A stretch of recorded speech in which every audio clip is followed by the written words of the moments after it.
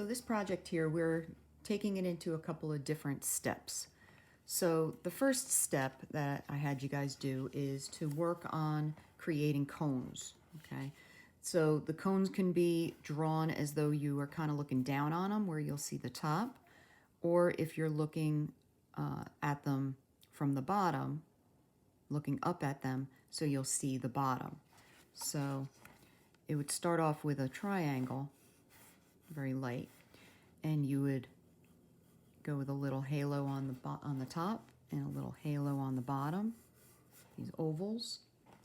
And if you decide to see the top,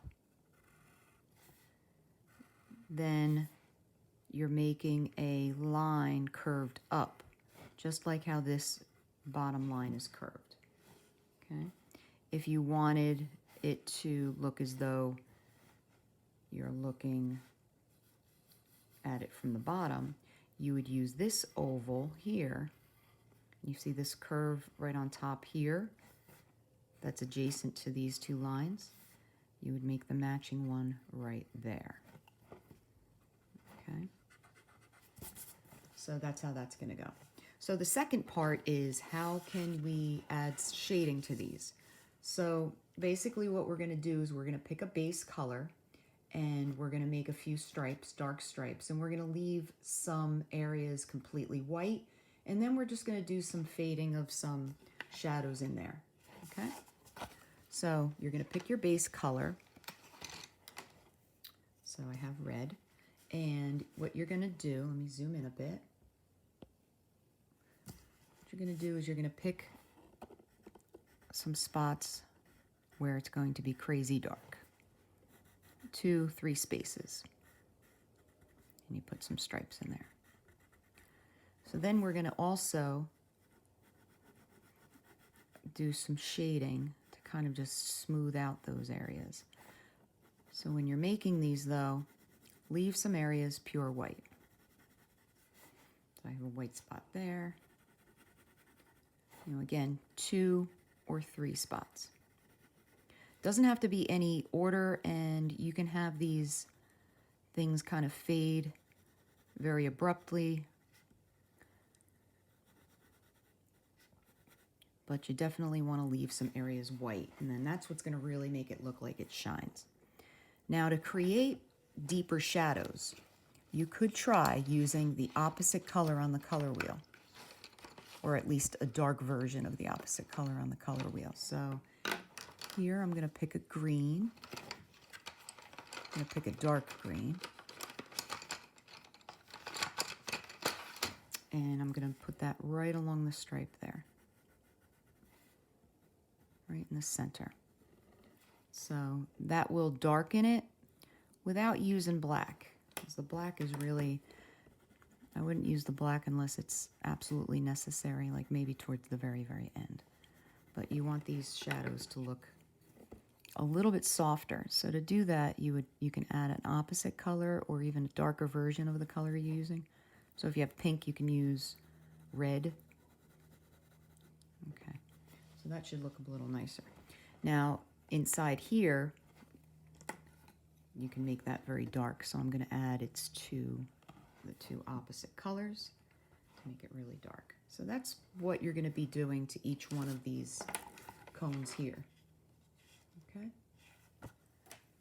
so you can practice this technique. So now to make this cluster of your cones to make a bow, it actually consists of 15 cones. So to start off, you're going to make a triangle, kind of small in the space. This is actually not even representing a cone. It's actually representing the negative space inside the cone, right here. Okay. So around that, you're going to make 3 triangles made up of that original triangle you made. These are going to be your cones. So you can make them however point of view that you'd like.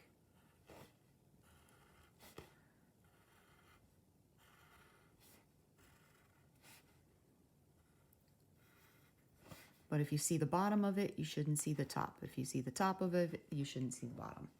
So then what you're going to do is you're going to make some more triangles. It's almost like the Star of David, where you're going to go 3 more here. Okay? And again, you're going to make them into cones.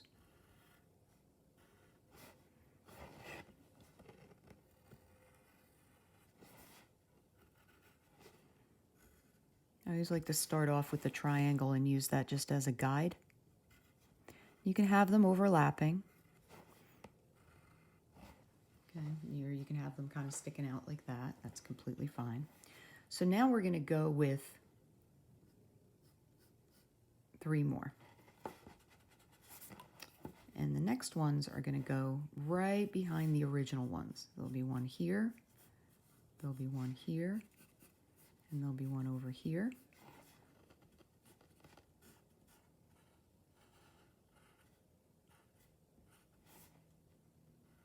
And again, you can make them any way that you want. Hopefully you start kind of feeling pretty comfortable drawing these cones after a while. Okay, so 1, 2, 3, 4, 5, 6, 7, 8, 9. So now we have 6 more to do, and they're going to be right along here. One, there'll be one here, there'll be one over here, there'll be one over here, there'll be one over here, and one over here. So again, you can make them into cones however you want. Probably want these to kind of look like they're behind the other ones. So you can see where I'm kind of not finishing them. I'm making it look like these are overlapping the other ones.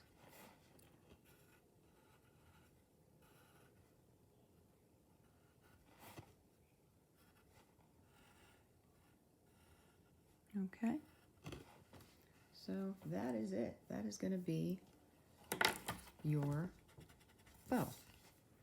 So then you're going to pick your color, whichever color you decided to use. I'll use red, but I'll go with this darker red. And you're going to go and color in your stripes. You don't have to make them too organized if you want the stripes to be closer together or farther apart. And then you just want to blend those a little bit. Notice I'm going in this direction up and down all the time. That really, really helps. Some of these areas are going to be very quick as far as the gradients, like the transitions from dark to light.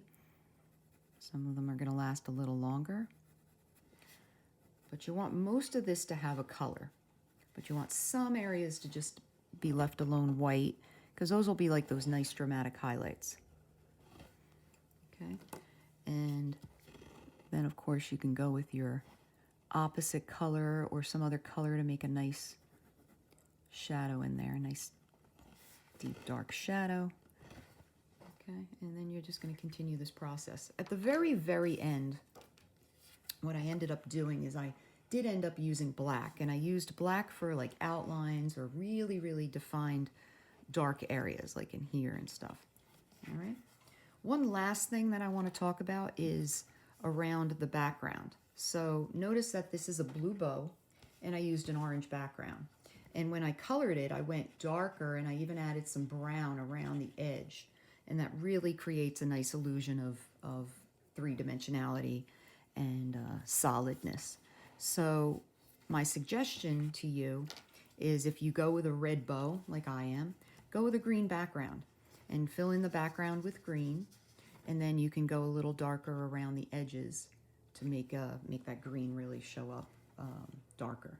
And then you can even add some brown or even a little bit of black to make the edges around darker, so it almost looks like there's a little bit of shadow and the light's being blocked off by the bow there. Okay, so as you start working on this, you're going to see this process sort of come to life after you do a few of these bows and you look at it from a distance. You should start to see that it really starts to look pretty good. And so good luck with it. Hopefully you have time to finish up one before